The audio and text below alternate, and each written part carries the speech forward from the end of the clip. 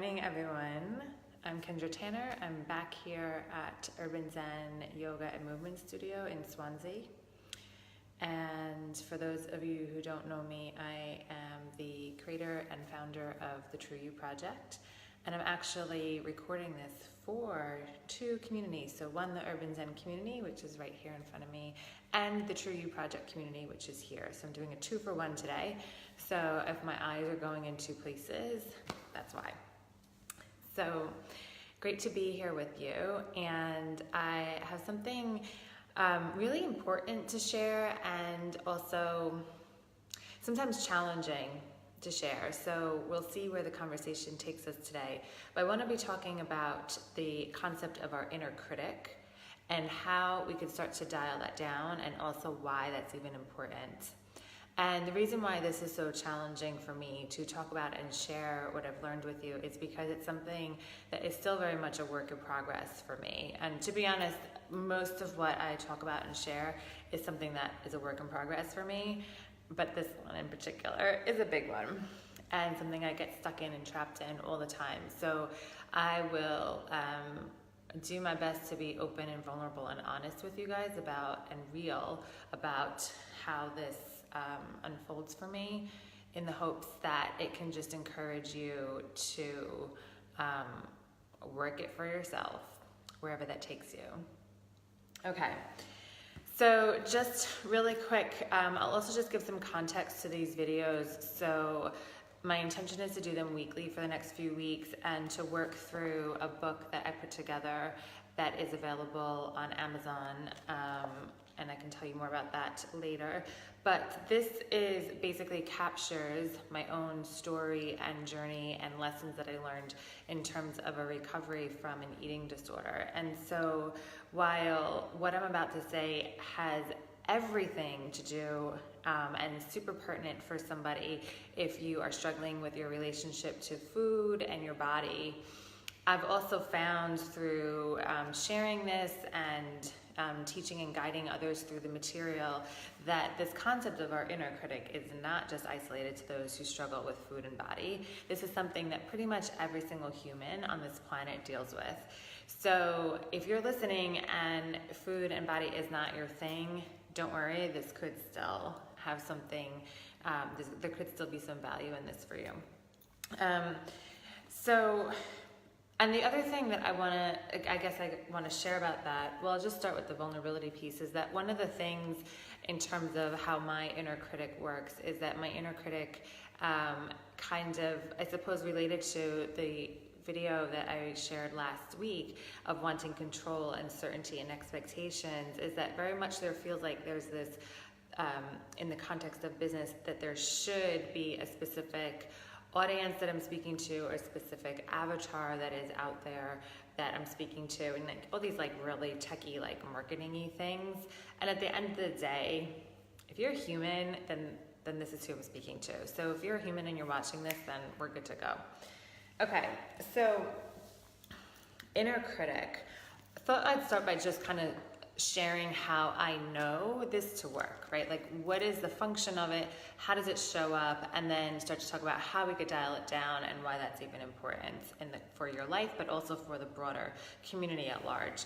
So dialing down the inner critic. So for me, there's one specific word that like really helps me understand it. If I'm kind of latching on to this idea of enough, that I am not enough, or maybe I'm too much, right? So I'm like, it's this idea, going back, using body as an example.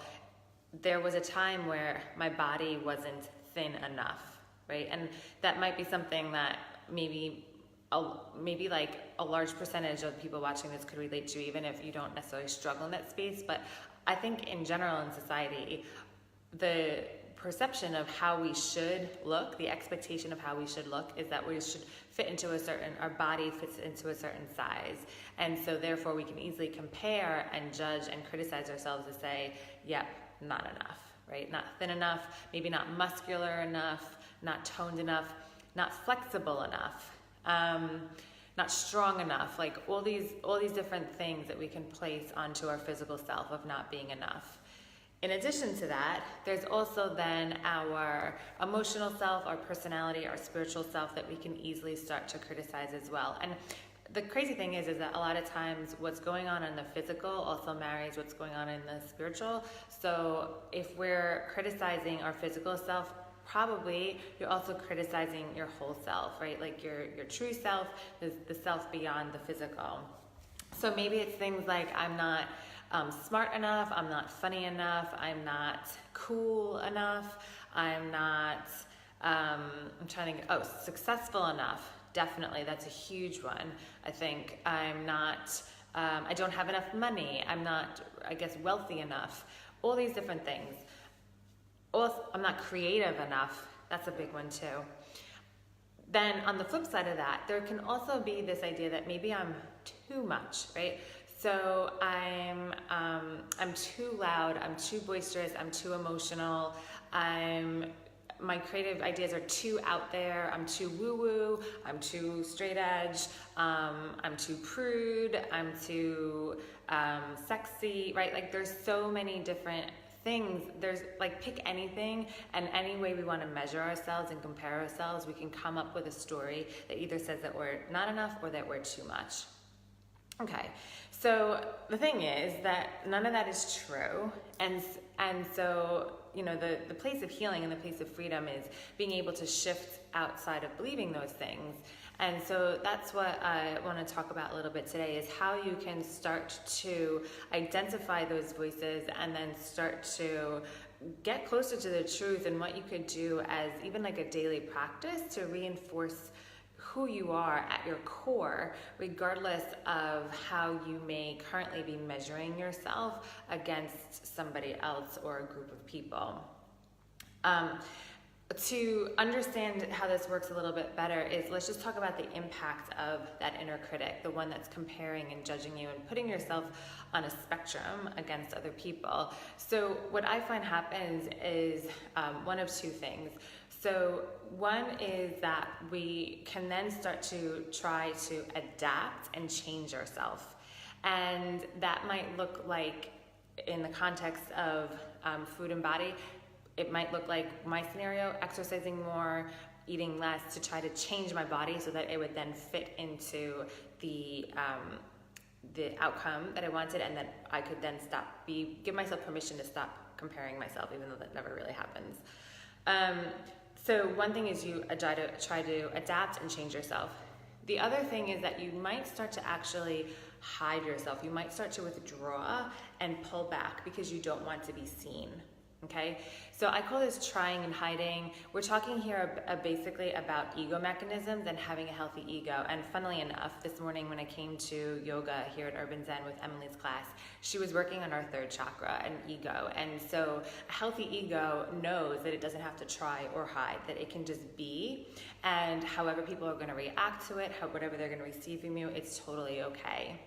Right? An ego that is, I'm not even going to use the word unhealthy because it's not so much about that, but it's an ego that's trying to protect yourself, right? Maybe it's a control mechanism, a protective mechanism, all those things like I mentioned last week. At the start, those are good things, right? A part of you is watching out for yourself, which is awesome. At some point, it becomes maladaptive. It becomes maladaptive when it creates more stress than good. And so essentially you want to be noticing, when is this protective mechanism causing you more anxiety, more stress, more pain than it is actually doing what it's supposed to do and trying to keep you safe. And so again, it can look like one of two things: that pushing, striving, trying too hard, maybe trying to change yourself, conforming. So I'm just trying to think of another example. Okay, let's use business as an example, right? Like everybody's doing like 5 social media posts a day, therefore I need to do that too. That might not be you. That might not work for your business. It might be overload for people, right? On the flip side, oh my God, I should be doing social media, but I just don't know what's going on, and I don't know if what I have to say sounds right, and I don't know if it looks good enough, and so I'm just not going to post anything, right? Hiding. Okay, so that's another example aside from body that you might relate to, where you can just kind of use that to check in for your own life, where this trying and hiding might be showing up, and how it could be connected to this idea of I'm not enough or I'm too much, and your inner critic. Okay, so how do we start to dial that down? That's like a really great question. And so I'll share with you what I've learned and just a little bit of my own story. So I think the thing is that this has been something that I've more actively practiced for myself recently, that although this is super critical in shifting out of disordered eating cycles and having a healthy body image, that, to be honest, I was so deep in my shame pile that it's only been something I could access more recently. But I'm going to share some of the things. And so basically what we want to shift to is this place of criticism to acceptance. And so some other words that you can use to give you an idea is we want to go from a place of harshness to caring. So self-care, right? We want to go from a place of punishing ourselves to a place of kindness. So the idea of treating yourself like you would a friend. Also going to this place of, I guess another thing is kind of rejecting ourselves the way we are.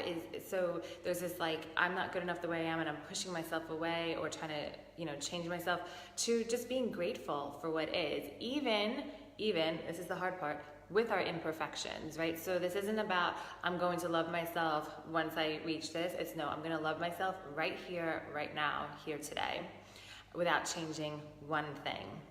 Now, those might sound like really huge steps to take. So and I totally get that. And what I want to offer you this image of layers, right? That this is a process. This is not an overnight thing. This becomes a practice similar to any other practice in your life, whether it's a physical practice of yoga or other kind of movement, or a spiritual practice that you have, that shifting out of shame, shifting out of criticism towards yourself, all these things, this is something that happens over time. And you basically just have to start with where you are. I think there can be two things that can help to start with that. One is recognizing how the voice shows up. So just really simply starting to ask yourself, how am I judging myself? How am I comparing myself? And this is getting used to getting to know your own thought process. And so yes, it's going to take slowing down. You might want to pick up a pen and paper and start journaling about this. I'm trying to think of an easy way to notice when you might be doing this if you don't have the exact thought going through your head. I suppose you can start to notice based on sort of the symptoms. So when you might be feeling tension inside of yourself because you are either pushing and striving too hard and trying to force something to happen, or when you can tell you're holding back even though you really want to do something, right? I really want to perform on stage, but I'm not even going to go to an acting class, right? That kind of thing. So whenever you notice yourself holding back or trying too hard, that's when you can start to ask yourself, how am I comparing and how am I judging myself to other people? And that's going to be your inner critic, and that's what we want to deal with. So again, when you're noticing that, whatever that version of I'm not enough or whatever is, or I'm too much is coming up, this is not the place to fight. This is not the place to control that. This is not the time to even judge your own judgment. But the first step is, how do I bring love into that equation? And so maybe it's just a bit of surrender, okay, this is where I'm at. Maybe after that, it's okay, well, how then, what do I need right now? If I were a friend and my friend was telling me that every time I look in the mirror, I hate what I see, what would I say to her? And not just the placating, oh, but you look so great, right? What would you actually share to show her some love and do that to yourself? Another thing that you can do is actively look for places of gratitude for yourself. So again, whether it's your physical self or it's what your essence brings to the world, how can you just actively place that gratitude, and instead of putting coins into that box the bank of like the criticism, how do I put the coins into the gratitude and start to build up the gratitude bank for yourself? I know if you're thinking, yeah, that's like a little bit like, I don't know, just a little, not even woo-woo, but just a little like, ugh, how boring, right? I get you. I've had the same resistance to this. It's like, whatever. I don't need to be grateful for myself. I don't need to value myself. I'm good to go. Like, me and myself are like this. Yeah. And then 5 years down the road, you realize that actually your inner critic is like on high alert all the time. So I would really encourage you that if you're listening to this and you're just kind of like, whatever, I don't need to do this, I would encourage you to just try it for yourself and just see and notice again any resistance you have for it, notice any judgment of your own process, and how can you bring love to that equation? How can you get to a place of just being with where you're at without judging it, and then starting to rebuild and put some form of gratitude into the bank? So to give you an example, gratitude for your body. So again, when I was coming out of disordered eating, I wasn't like actively practicing gratitude, like that was not happening, right? But what I was doing was sort of subconsciously starting to just starting to be with myself, with where I was. So I guess getting to that place of acceptance and realizing, you know what, instead of going for a run, because like when I was running, I was like beating up on myself at the same time that I was like pounding the pavement.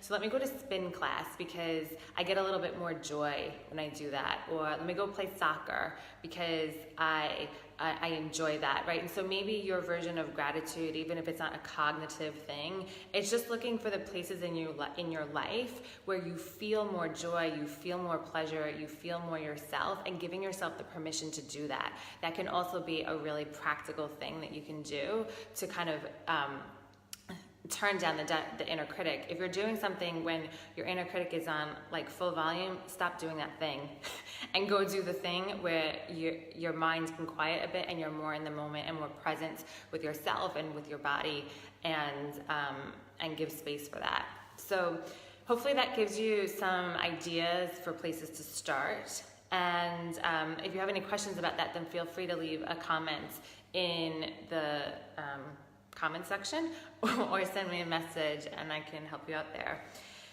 I want to just talk a little bit about and wrap up with why is this even important, and especially because I think there's two things going on here. One, this is uber super important. If you are noticing any symptoms or experiencing any low self-confidence, low self-esteem, that might also be connected to my story of a body image and disordered eating scenario, or just like depression, anxiety, you're not going out and socializing with friends, you're holding back in your creative outputs, or you're not pursuing your dreams and all those things, right? Like, so those are like very self-focused reasons why you would want to start to dial down your inner critic.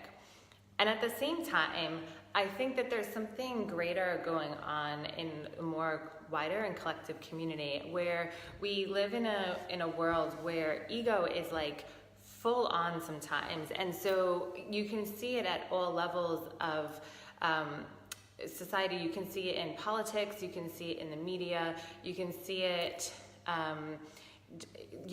in like religious battles and things where people are saying, no, like, I'm right, you're wrong. And a lot of that, I feel, is driven by this shame perspective and this inner dialogue that's going on, where someone feels that they have to defend their position so much because they couldn't allow themselves to open up to a space of vulnerability, of perhaps of listening to another and showing another person a version of love that perhaps they can't even give to themselves.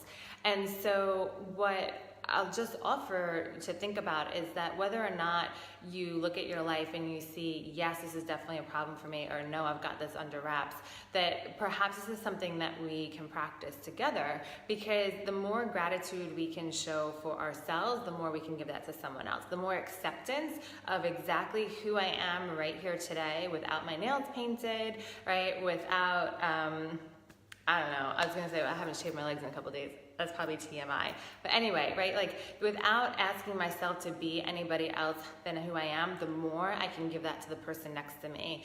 And the more that we can give that to each other, all of a sudden, instead of building fences and building walls, we're actually starting to connect at a human level. And that's the place that I honestly and firmly believe that there's healing that happens across communities, for our environments, and beyond, just and for our families, and it's not just happening on an individual level. And that's kind of why we're here, right? Like, we're here to be an expression of love. We're here to bring forth our gifts and our skills, and our contribution to the world is one to be of letting love flow through us. And we can block that so easily when we block it to ourselves. And so if there's a place to start, it's always starting with yourself. Before you're trying to fix somebody else, it's looking inward and seeing, where can I change? And not to necessarily fix, but just where can I transform and where can I change? And so if you're here and you know that in your deepest of hearts, you want to be a conduit of love, you want to be able to let it flow through you, then start with understanding, where do you get it blocked for yourself, and where does your own criticism and own shame stop you, not just energetically, but practically speaking, of allowing love to flow through. So that's my message for you today. And the thing that cracks me up about this every time, and this is something that I have struggled with, is, and this is where my own shame story, my own criticism has come up, is, but this is about food and body image and eating disorder recovery, and then all of a sudden we're talking about spiritual healing on a global level. And no, pick one, Kendra. It has to be one or the other. And actually, no, it doesn't. And so whatever passion, whatever message is on your heart, I want to encourage you. It's not too much, and don't hold it back, and go and speak it. Whatever desires you have for the world, whatever just feels true to you and true in your being, that you want to bring that forward, whether it's maybe starting a yoga teacher training, or maybe it's starting to share your music with the world, whatever, or maybe it's even just, spending more time with your family and being present for them in a different way. Every single little thing counts. And so that's my encouragement for you today, that it's not too much, and you definitely have more than what you need in order to pull that off. So, okay, that's lots of love to you there. And I'll just mention to you again that if you want to dive into this more, then feel free to get a copy of my book. You can get it on Amazon and Kindle. And also in the fall, I'll be starting a program that will be using the book as a guide, and we'll be talking through these themes that I'll be sharing for the rest of the summer in much more detail, and you'll be able to have community around you to support you in terms of actually cultivating these practices in your own life. So registration is open for them. You can get in touch with me to register. I'm taking personal registrations. It's not like an online thing right now. We're going to be starting the end of September, beginning of October, and there's an early bird pricing through the end of next week. So it's £155. So get in touch. There'll be an online version and in person for those of you in Swansea and South Wales. And we can practice growing this gratitude and this acceptance and love for ourselves and our community together. So, all right. Lots of love, and catch you guys soon. Bye.